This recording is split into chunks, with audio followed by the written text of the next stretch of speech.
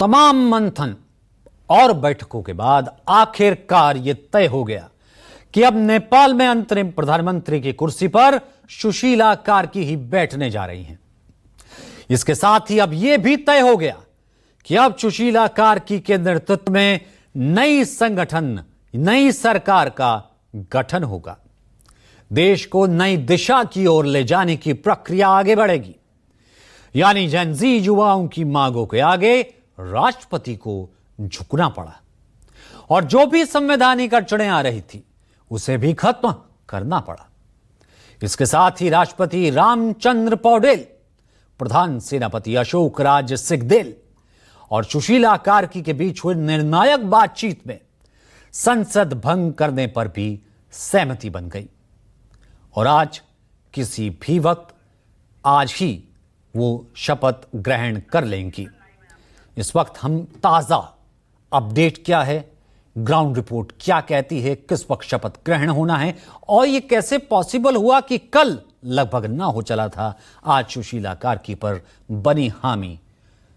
संजीव त्रिवेदी इस वक्त मेरे सहयोगी मौजूद हैं, तमाम मामलों के जानकार। संजीव, लगातार अगर मैं ये कहूं तो शायद अतिशयोक्ति नहीं होगी, पसोपेश का खेल चलता रहा।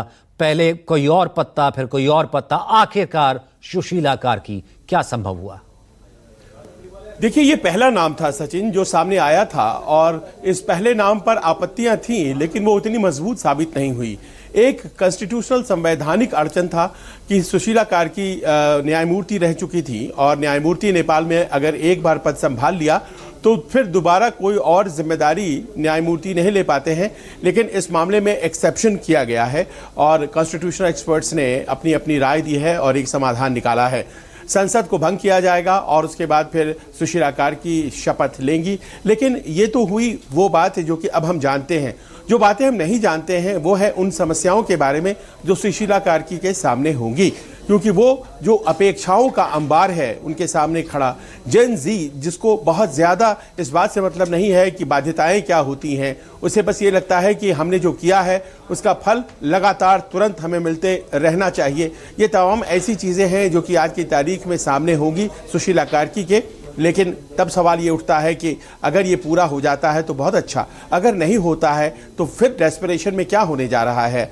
आर्मी बहुत ही सक्रिय है और जाहिर है कि ऐसे में जबकि एक प्रधानमंत्री सामने है तो फिर क्या प्रधानमंत्री किस किस तरह के फैसले लेंगे, प्रधानमंत्री के जरिए और क्या क्या उम्मीदें हैं। और कहा यह भी जा रहा है कि चीज़ों को दुरुस्त करने के लिए क्या प्रधानमंत्री को इमरजेंसी भी लगानी पड़ सकती है। ये तमाम प्रश्न है ऐसे में जबकि वो शपथ ग्रहण करने जा रही हैं। एक और खास बात पूरी कीजिएगा, एक अपडेट मैं क्योंकि साथ ही साथ दर्शकों को दे दूं, क्योंकि लगातार ये चीजें जो है अंतर्राष्ट्रीय मीडिया से लेकर के तमाम एजेंसीज पर चल रही थी। 8:45 PM इंडियन स्टैंडर्ड टाइम पहले ये सामने आया था कि सुशीला कार्की शपथ ले लेंगी, लेकिन अब 9 के करीब ऊपर हो चला है। या ये किस तरीके का डिले है या इसमें भी कोई पेच है? इसमें कोई पेच नहीं है। देखिए, अभी हमारी जानकारी ये है कि शीतल निवास जो कि राष्ट्रपति भवन है नेपाल काठमांडू में, वहाँ पर जो VIP गेस्ट्स हैं उनका आगमन शुरू हो गया है और 2 दस्तावेज तैयार होने थे।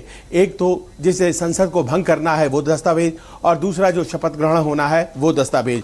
नए तरीके का ये दस्तावेज इसलिए कि अमूमन प्रधानमंत्री जो होते थे वो संसद के सदस्य हुआ करते थे नेपाल में, लेकिन ये पहली दफ़ा होगा जब अंतरिम प्रधानमंत्री होंगे और संसद के सदस्य नहीं होंगे। तो ऐसे में जाहिर है कि थोड़ी देरी लग रही है, लेकिन ये ज़रूर है कि सब कुछ अब सामान्य सा दिख रहा है। सामान्य होता है कि नहीं ये देखने वाली बात होगी। बिल्कुल ठीक कहा आपने, सामान्य होता है या नहीं ये देखने वाली बात होगी। एक सीजन्ड CG रह चुकी, चीफ जस्टिस रह चुकी हैं सुशीला कार्की। दूसरी तरफ जेनजी, जिसे हर काम तुरंत चाहिए बिना भ्रष्टाचार के। अब देखना यह है कि ये सामंजस्य कैसे बैठेगा। बहुत बहुत शुक्रिया। दरअसल सुशीला कार्की ही जेनजी युवाओं की पहली पसंद थी। जेनजी युवा किसी भी हाल में सुशीला कार्की से इतर कोई और नाम पर सहमति नहीं चाहते थे। आखिर कौन है ये सुशीला कार्की, आपको ये बताते हैं। नेपाल के सुप्रीम कोर्ट की वेबसाइट पर जो जानकारी दी गई उसके मुताबिक सुशीला कार्की का जन्म 7 जून 1952 को नेपाल के विराटनगर में हुआ था। किसान परिवार में जन्मी और 7 भाई बहनों में सबसे बड़ी हैं। 1972 में विराटनगर में स्नातक यानी कि ग्रेजुएशन की डिग्री की। इसके बाद 1975 में उन्होंने भारत के बनारस हिंदू विश्वविद्यालय से राजनीति विज्ञान में स्नातकोत्तर डिग्री हासिल की, पीजी, और 1978 में त्रिभुवन विश्वविद्यालय से कानून की पढ़ाई पूरी की।